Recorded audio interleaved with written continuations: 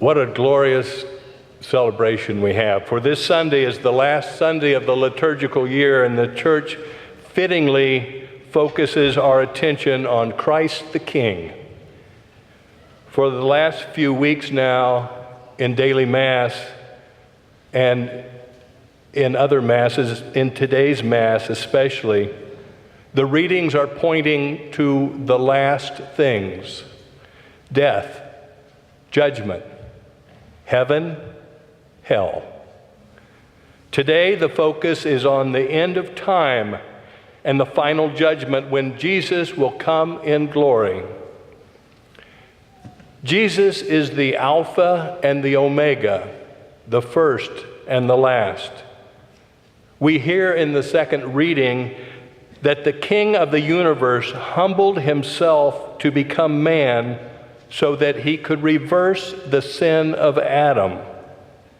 Through his death on the cross and resurrection, Jesus became for us the new Adam. He conquered sin and death so as to open the gates of heaven for us. In a few minutes, we will recite the Creed, and we will proclaim our belief that Jesus will come again to judge the living and the dead. In today's gospel, Jesus himself describes that scene. He tells us that he will come in glory with all his angels around him, and he will sit upon his glorious throne, judging all the assembled nations.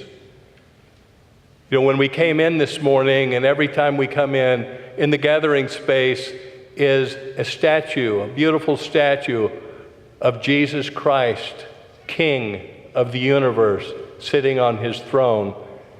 That statue, I've noticed, draws children, my own grandchildren. It becomes sort of a photo op for parents and their children. And it's because Jesus is there in his meekness and his lowliness, but at the same time, he is the King of Kings. He will come again and judge, and he will do so with perfect judgment. And what will that last judgment be? Well, here's the good news. In the gospel, Jesus gives us a sneak preview, a heads up of that day of reckoning. This gospel reading that we heard tonight is the only place in the Bible where we are actually told the criteria for which we will be judged. Now here's the bad news. Oh, wait a minute. This is the gospel. There's no bad news. Well, here's the challenging news. The criteria for our final judgment is simple, yet it is not easy. We will be judged by our actions upon how we treat the least of our brothers and sisters. The judgment criteria should not come as a surprise. Throughout the Gospels, Jesus gives us many teachings and parables about the importance of taking action and caring for the poor and needy. The parable of the Good Samaritan comes to mind. Another parable that comes to mind is that parable of the rich man.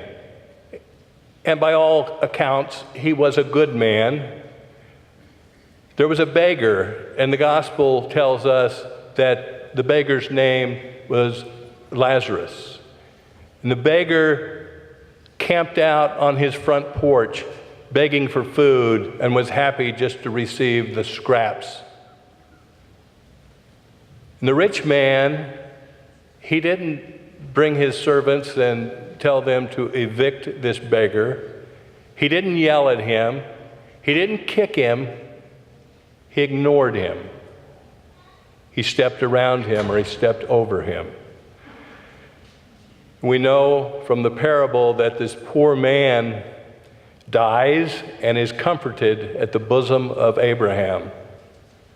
And the rich man also dies, and he cries out in torment from hell. The saints throughout the ages have told us that hell is full of good intentions and heaven is full of good actions. We've all heard the road to hell is paved with good intentions. Good intentions without following through are basically sins of omission. What you didn't do for the least of my brothers and sisters, you did not do for me. The saints got this. In his letter, St. James writes about good intentions toward the needy. And I quote, "And one of you says to them, 'Go in peace, be warm and be filled,' and yet you do not give them what is necessary for their body. What use is that?" And in his first letter, St. John writes, "If anyone with earthly possessions sees his brother in need, but withholds his compassion from him, how can the love of God abide in him?" 3 weeks ago, we heard the gospel where Jesus was asked, "What is the greatest of all the commandments?" And he replied, "The greatest of all the commandments is this: you shall love the Lord your God with all your heart, with all your soul, and with all your strength." And then Jesus added the second, "And you shall love your neighbor as yourself." In today's gospel, we see how these two commandments to love are really one commandment. And we see in the commandment that love is an action verb. Jesus says, "When you love me, you love the least of my brothers and sisters. And when you love the least of my brothers and sisters, you love me." For Jesus identifies himself with the poor and the needy, with the poor, the homeless, with prisoners and their families and their victims, with immigrants, with social outcasts, with the sick of body and mind. Our challenge then is to see Jesus in the poor and the needy, and then we will be drawn to love and care for them. This is the last Sunday of the year. This is the day that we celebrate with Christ the King, Jesus Christ, the King of the universe. It's also a good time for us to look back upon our lives using that criteria that Jesus sets out for us on how we are to be judged.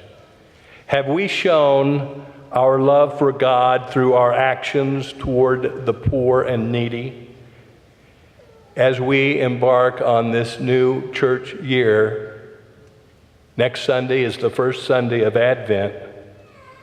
Let us resolve to put those good intentions into good actions.